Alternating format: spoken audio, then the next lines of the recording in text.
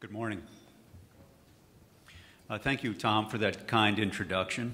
And I am delighted to address you here today, being on the job nearly 2 weeks. The Senate unanimously confirmed me, I guess, 2 weeks ago yesterday. And it's been a thrill to be at the department, working with Secretary Perry and Deputy Secretary Dan Bruyette as we re-energize the Energy Department. It's great to be here today at this event, which is pulling together thought leaders and stakeholders to discuss the opportunities for U.S. companies, as well as creating opportunities for our trading partners to obtain access to abundant and available U.S. natural gas. As Karen said, year after year, the LNG industry has grown by leaps and bounds. In the United States, continued improvements in hydraulic fracturing and horizontal drilling technologies have transformed the entire LNG landscape.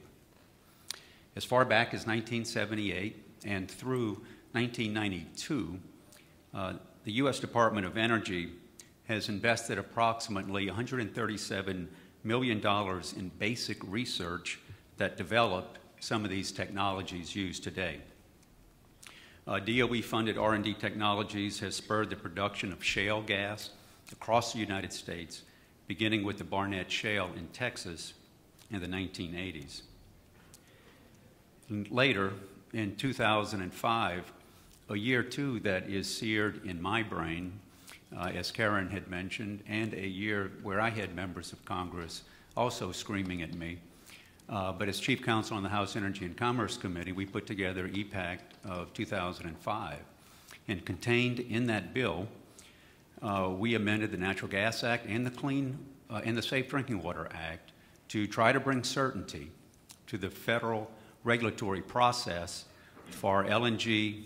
At the time, we were thinking import, but it also applied to export. So to bring federal regulatory certainty for the import and export of LNG. And it was the rare occasion where the policy, where we had FERC as the lead agency for NEPA review, and I know the process is not perfect, certainly willing to improve it where we can, but the technologies, you know, the directional drilling, improved buffering techniques, and the market conditions all came together at the same time. And from there, the U.S. shale revolution was born. And today, the United States is the #1 combined oil and gas producer in the world. And as Karen said in her opening remarks, a decade ago, that would have been unimaginable. For decades, the U.S. was deeply dependent on sources of oil from volatile regions beyond its borders. Today, the U.S. is not only freeing itself from such risky dependence, this year it is actually becoming a net exporter of natural gas for the first time. And with growing worldwide demand for clean natural gas, global market opportunities for these exports are growing as well. The United States not only has massive natural gas resources, it also has a transparent market aided by an extensive pipeline system that can transport natural gas nearly anywhere in America, plus a vibrant spot market for natural gas deliveries. And of course, the rule of law and sanctity of contracts can be relied upon when doing business with the United States. Already, we have one substantial LNG export facility operating today. 5 other large U.S. LNG export facilities are under construction and nearing commercial operation. These projects represent more than 10 billion cubic feet per day of LNG export capacity that will be fully operational by the year 2020. Clearly, the United States is a uniquely attractive exporter of LNG. As President Trump has said, U.S. energy exports provide true energy security to our friends, partners, and allies all across the globe. Make no mistake, when it comes to exporting LNG, the United States is open for business. And not only do we have the desire and the ability to export LNG to the world, it is clearly in our economic interest to do so. DOE has conducted several studies on the impact LNG exports will have on the U.S. economy. In all cases evaluated, LNG exports provide unmistakable benefits to America's economy. These studies are used in making the Department of Energy's public interest determinations in LNG export applications.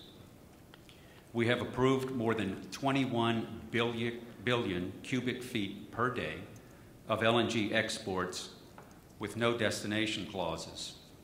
In each case, we could find no reason to decide that an export application was not in the public interest. I say all this because there has been concern among potential importers and financiers that the United States may rescind or revoke an LNG export authorization. In past years, letters from the Hill and in reply from the Department may have created confusion with our global partners of our commitment behind our LNG authorizations. Let me be clear. These concerns are unfounded. The United States of America stands firmly behind the export authorizations it has granted. These authorizations have been found to be in the public interest and to provide net benefits to the U.S. economy. The United States government takes very seriously the investment-backed expectations of private parties subject to its regulatory jurisdiction. And I'd like to point out the Department of Energy has never vacated or rescinded an LNG export authorization over the objections of the authorization holder. In other words, the United States stands ready, willing, and able to export LNG to the world. And the United States government wants LNG to play a pivotal role in promoting energy security, affordability, and environmental benefits to the world, including emerging economies. In closing, I would like to point out that in the context of increasing global natural gas demand and consumption, DOE has made available useful information on its website.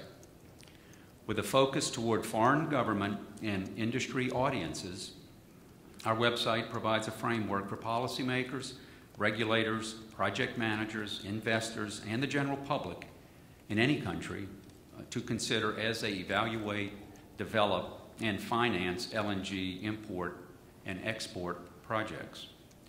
The United States government and U.S. companies stand ready to assist countries to develop the capacity not only to import LNG, but to deploy leading-edge technologies and infrastructure that can use this clean, abundant fuel. Today, the United States is on the verge of an energy export revolution, and abundant, affordable, efficient, and clean American LNG is poised for expansion. I want to thank you again for allowing me to speak to you this morning, and I wish you a very successful conference. Thank you very much.